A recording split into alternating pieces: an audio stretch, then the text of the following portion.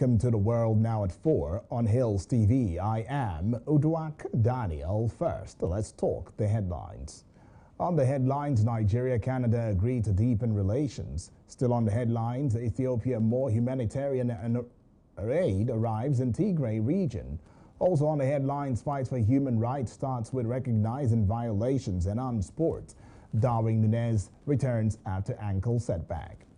And now the news in detail. Nigeria and Canada have agreed on the need to deepen bilateral relations to improve trade, educational collaboration, and continuing dialogue on global energy transition and climate change. A release from the Office of the Vice President said these were highlights of the meeting between Vice President Yemi Osinbajo and Canadian Deputy Prime Minister Chrystia Freeland in Ottawa, Canada. During his interaction with top Canadian parliamentarians, including senators and cabinet members led by Freeland, Osinbajo noted that both nations are hoping for much more they can do together. The Canadian Deputy Prime Minister, who is also the nation's finance minister, had earlier expressed similar sentiments while welcoming the Vice President. She observed that the Canadian government values its relationship with Africa, especially Nigeria, and has been looking forward to the visit for a long time, adding that the relationship with Nigeria is very important. On the global net zero emissions target and energy transition, Vice President Osinbajo reaffirmed the view that gas ought to be adopted as the transition fuel. Both leaders exchanged notes on some of the common and peculiar economic challenges in their respective countries, including fiscal and monetary challenges, among others.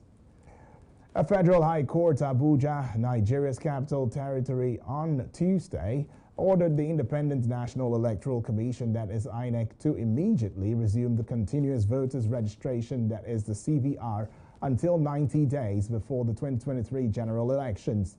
Justice Inyang Ekwo in the judgment also directed INEC to ensure that eligible Nigerians were not deprived the opportunity to have their voter card for the forthcoming poll. Justice Ekwo held that it was the constitutional responsibility of the electoral umpire to make adequate provision for the exercise in accordance with the Nigerian law. The judge declared that the case of the plaintiff succeeds on merit. Newsmen reported that Najat Salmat and 3 others had sued INEC as sole defendant in a suit.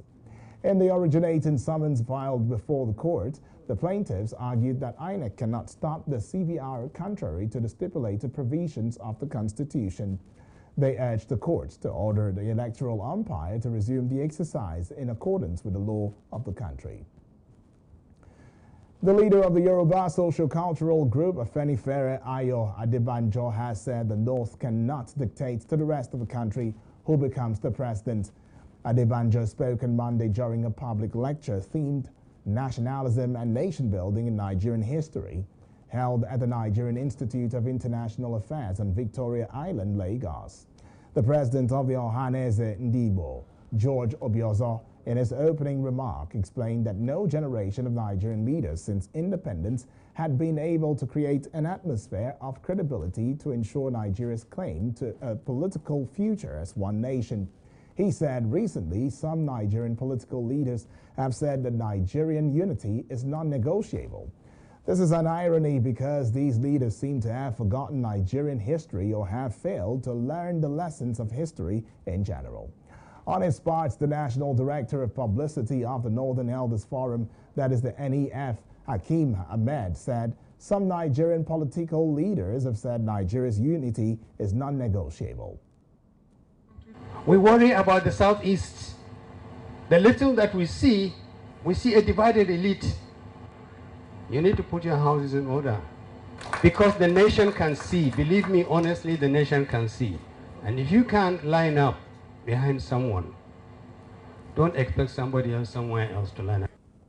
The guest lecturer Jide Osuntokun lamented that since 1966, Nigeria had struggled to find a method to balance the regional desire for autonomy under a national structure. Presidents will be rotated every 5 years so that each zone will have the chance to head the country and no zone will be kept out of power. Political parties will contest for power on this basis, and whoever wins must locate people representing all the 6 zones within their parties. And away from that, let's have you know that the Nigerian Association of Resident Doctors, that is the NARD, Federal Capital Territory chapter, has warned of an imminent emergency over the mass exodus of colleagues. Also, the body of resident doctors raised the alarm over the imbalance between the numbers of doctors to patients. The association said this on Monday during a press conference by the ARD FCT chapter to mark its 2022 Health Week. The president of the ARD FCTA, Nnamdi Ndezuma, who spoke on behalf of the doctors, disclosed that in the past 10 months of 2022, over 1,000 doctors had left the country, leaving a considerable gap in the Nigerian health industry. He said most doctors in Nigeria are overworked, a situation which is impacting the sector negatively. What should be the center of this discussion should be the remunerations of the doctors and the health workers, because when we talk about brain drain, it's not just the doctors, we're talking about the health workforce. So remuneration, security, and then other amenities that, can make life seemingly bearable in the country. We know that there are economic realities, but at the same time, if we don't look at it properly, it's actually an emergency, because we are losing our doctors. You train doctors in Nigeria, and at the end of the day, other countries come here and poach our doctors, and we are those that are on ground are now overworked, they're overstressed, and they can't give you their best. He further hoped that federal and state governments would do more on the remuneration of doctors, security, and other amenities, befitting an enabling working environment to hinder the brain drain challenge. When we return, news from other parts of Africa. Stay with us.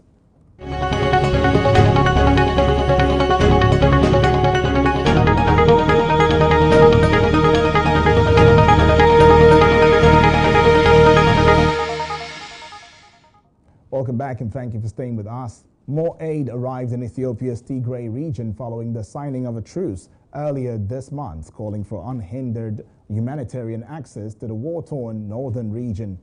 Officials said 14 humanitarian aid trucks arrived, including several carrying badly needed fuel and food aid from the UN's World Food Programs. Catholic missionary Father Alfred told newsmen that hospitals were yet to be receiving adequate medicine supplies. This is continued. I think that it is very good, but this seems to be the first step. Medicines also, the hospital says that it is not yet enough. Tigray is in the grip of a dire humanitarian crisis, the result of 2 years of restrictions on aid. These restrictions prompted a UN panel of experts to conclude that Ethiopia's government probably used starvation as a method of warfare against the region. According to a document by Tigray's Regional Emergency Coordinator Center, fighting that erupted in August after months of a lull displaced 500,000 people in northwestern Tigray alone. And now let's take it to Angola. Angolan President João Lourenço has invited the leaders of Democratic Republic of Congo, that is the DRC, and Rwanda for talks to discuss rebel activity in eastern DR Congo. Kinshasa accuses Kigali of supporting the M23 rebels that now control a significant area of North Kivu province in eastern Congo. Kigali has continuously denied the allegations. Meanwhile, 2 previous meetings this year between Congolese President Felix Tshisekedi and his Rwandan counterpart, Paul Kagame, had no remarkable results as tensions continue to grow. However, President Ndayishimiye, the current chair of the African Community, that is the EAC, told reporters that agreeing to sit together is a big step. According to Newsman, regional leaders have been calling for peace talks between the Congolese government and armed groups operating in eastern Congo, while Kinshasa has said it will not negotiate with M23 rebels unless they lay down arms and withdraw from the area they have captured. We now moved over to other parts of the world with this story, where the United States of America Vice President Kamala Harris on Monday said the fight for human rights begins with the recognition that violations of such rights exist. At the same time, she reminded human rights defenders to remain enduring, as they are not alone in the battle. In a town hall meeting with human rights defenders and Filipino civil society leaders Monday, the visiting top U.S. official was asked for a message for those who are fighting for human rights. In response, the vice president said she spoke with the leading Filipino human rights activist backstage prior to the event, wherein she told them that they have to remember that they are not alone in their fight, as it takes a lot of endurance to stick with it. And then to remember, therefore, there is a universality about those rights. So we will not measure the rights that people have, the human rights, based on cultures or nations. To be free from violence, to be free from fear, those things that will be an impediment to growth, to success, to having dreams, to having vision. So when we connect these issues, there is the connection between what should be a human right to live free from fear, to live in a safe situation. During the recent Universal Periodic Review, that is the UPR, a peer review mechanism of the United Nations Human Rights Council, member nations urged the Philippines to take action to protect and promote human rights, including addressing killings of the war on drugs and ensuring access to justice for victims. And now let's move away from this story this time and have you know that in India, the police have arrested the parents of a young woman for allegedly murdering her and dumping her body near an expressway. The woman's body was found wrapped in plastic and stuffed in a red suitcase near Mathura city in the northern state of Uttar Pradesh. The accused, her father Nitesh Kumar Yadav and mother Rajbala, have not made any statements yet. The victims are mainly young men and women who fall in love or marry against their family's wishes outside of their caste or within their sub-caste. In a detailed press release on Monday, police alleged that the 22-year-old's father murdered her on 17th November after a fight over a marriage with a man from another caste. They alleged that the parents packed the body in a suitcase and left it near the Yamuna Expressway at night. The EU and Serbia have warned that violence could erupt in Kosovo over EU-mediated talks over Serbian car number plates. Kosovo authorities want the ethnic Serb minority to surrender the Serbian-issued plates. Serbia does not recognize Kosovo's independence. Hours before Kosovo's Tuesday deadline, Prime Minister Albin Kurti agreed to delay issuing fines for 48 hours. He said he was happy to work with the US and the EU to find a solution. Kosovo police were due to impose fines of 150 euros, that is 130 pounds to 154 US dollars, to holders of Serbian-issued plates from 0700 on Tuesday.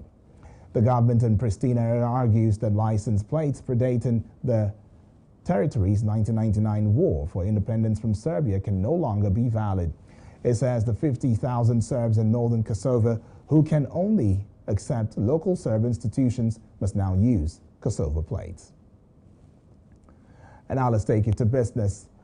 The International Monetary Fund, that is the IMF, South Sudan have reached a staff-level agreement for the release of about $112.7 million in emergency financing. According to IMF, in a statement on Tuesday, it stated that the emergency financing under the new food shock window will help South Sudan address food insecurity, support social spending, and boost international reserves. According to reports in early November, United Nations agency said up to 7.8 million people in South Sudan, two-thirds of the population, may face severe food shortages during next year's April to July lean season due to floods, drought, and conflict.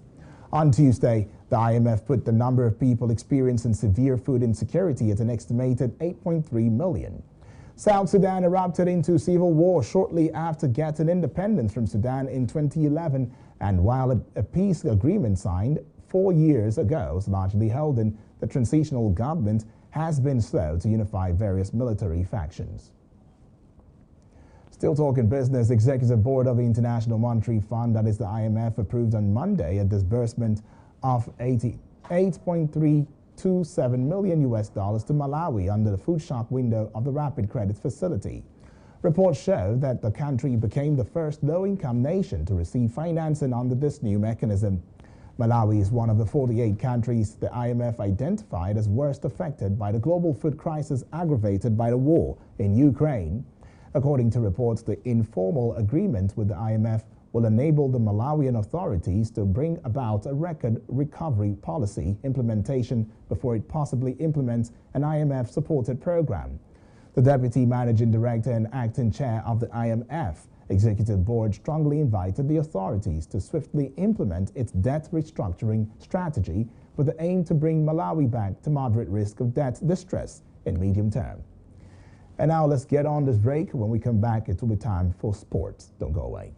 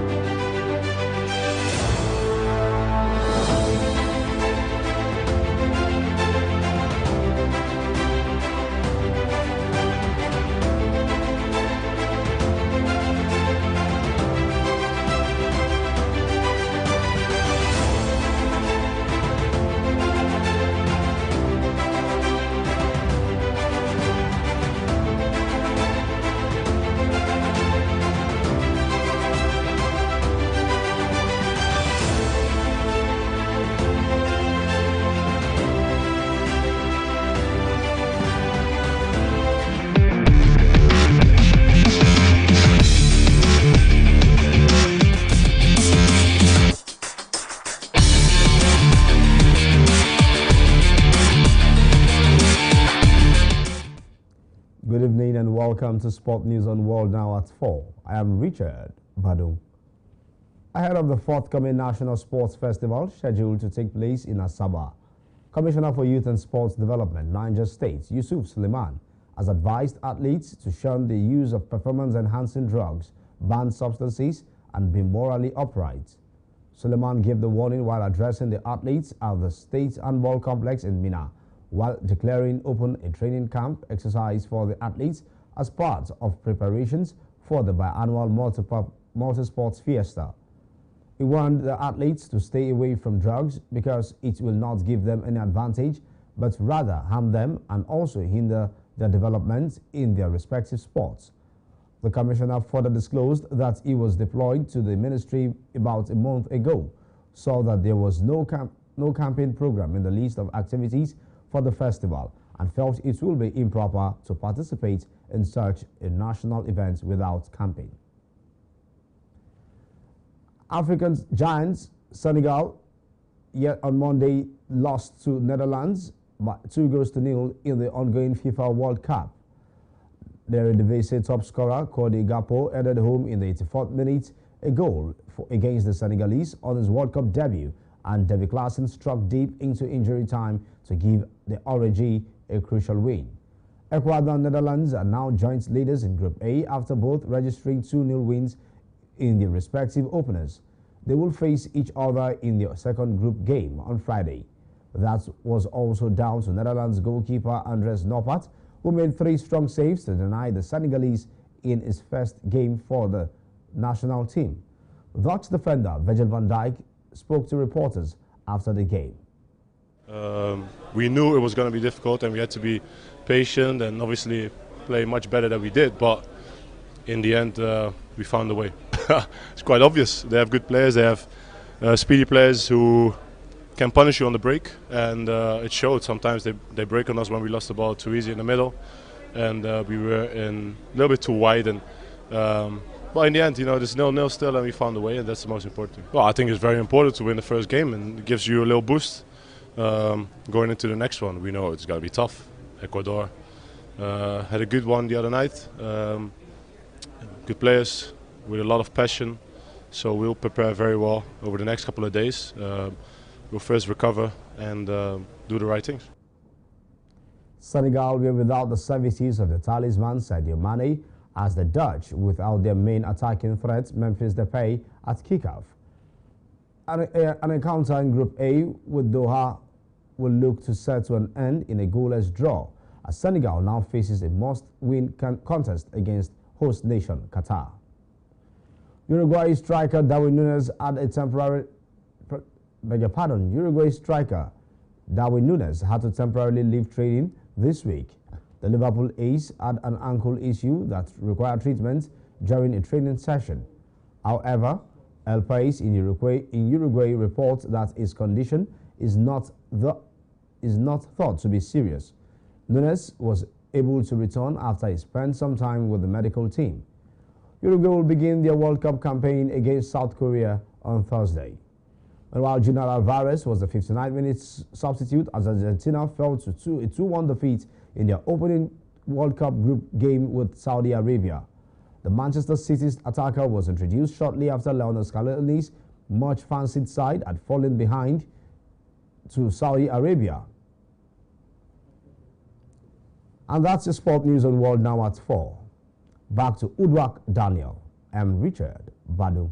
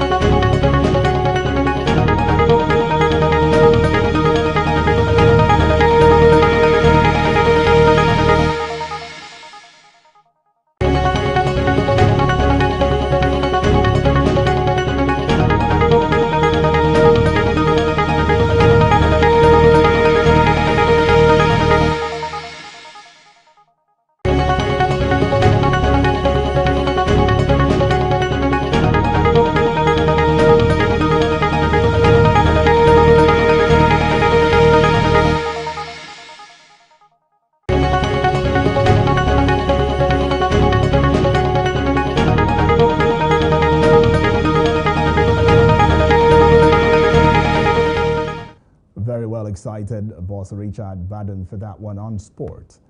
And now let's call it a close for the World Now at 4. But just before we go, we'll hand down the headlines to you.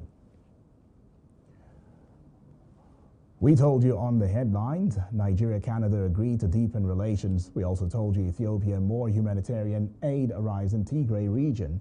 We brought to the fore fight for human rights starts with recognizing violations. And on sports, Darwin Núñez returns after ankle setback. Remember to visit us on Facebook, Instagram, and our YouTube channel, all at Hills TV. I am Uduak Daniel. Thank you for watching.